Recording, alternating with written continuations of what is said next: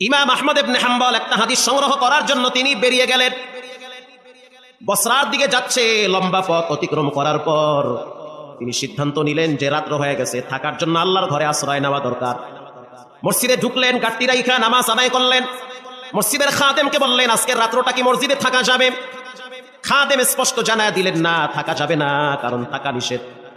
কারণ খাদেম তো জানে না যে ইনি হলেন এজিগর শ্রেষ্ঠ আলেম ইলমুদ্দাহার ইমাম আহমদ ইবনে হাম্বল। যে যারে চিনে সে তারে মানে, যে যারে চিনে না সে তারে মানতে চায় না, মানতে চায়। গাট্টি লইয়া বের হয়ে গেছে। ইশারের নামাজ আর এক মসজিদে পড়লো। নামাজের পরে খাদেমকে বললো, একটু থাকার জন্য বারান্দাটা খুলে দাও। খাদেম বলল, হবে না, কমিটি বলেছে রাত্রিবেলা এখানে কাউকে থাকতে দেওয়া হবে না। খাদেম যদি জানতো ইনি হলেন শ্রেষ্ঠ আলেম, মসজিদে রাখতেন না, মাথায় করে বাড়ি নিয়ে যেতেন।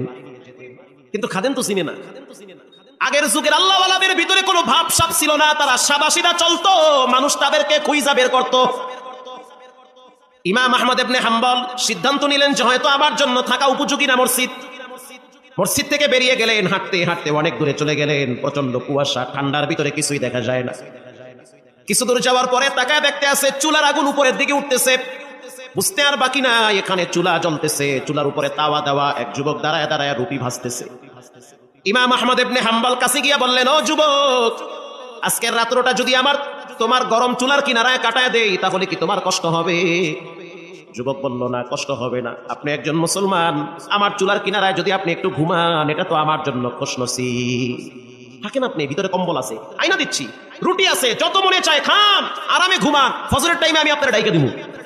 ইমাম আহমদ ইবনে হাম্বল কয়, ও দয়ার মালিক আল্লাহ, এ তোমার কেমন নিয়ম? তুই মসজিদে গেছি, ধাক্কায়া বাইর করে দিছে, এখানে দেখি গরম রুটি আর গোশত লইয়া বয়া হইছে। এই জন্য কখনো ঘাবড়াইতে না। এই দরওয়াজা 10টা বন্ধ হতে পারে, 11টার বেলায় খুলে দিতে পারেন কে? কখনো ঘাবড়াবেন না, অস্থির হবেন না। চাকরি হচ্ছে না, বেশি টেনশন করবেন না, চেষ্টা করেন, ট্রাই করেন। আপনার রবের দরওয়াজা কখনোই বন্ধ থাকে না। আপনি উকি মারেন, অটোমেটিকলি ব্যবস্থা করে দিবেন কে? আল্লাহ তাআলা। ইমাম আহমদ ইবনে হাম্বল গাট্টি পাশে রাইখা গরম চুলার কিনারায় পিঠটা লাগাইয়া ঠেকনা দিয়া শুয়ে আছে। আর যুবকের চেহারার দিকে তাকায়া দেখতেছে, নূর ঝলমল করতেছে, নিজের হাতে পরিশ্রম করতেছে, রুটি বেলতেছে। হাত দিয়া রুটি বেলে, জিব্বা দিয়া বাড়ি মারে, কি পরে কানটা লাগায়া শুনতেছে, জিব্বা লড়ায়া লড়ায়া পড়তেছে আস্তাগফিরুল্লাহ। এটা পড়তেছে। এটা কি মনে করছেন আপনি? 20 কোটি টাকা দিলে যে উপকার না হবে, এর চেয়ে বেশি উপকার হবে একবার যদি কেউ ইস্তেগফার করে। এটা আপনাকে তো হেলায় খেলায় আপনি এটা নষ্ট করতে আছেন।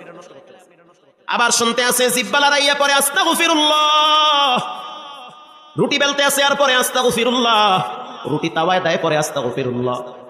যে যারে চিনে সে তারে মানে, যে যার পরিচয় পায় সে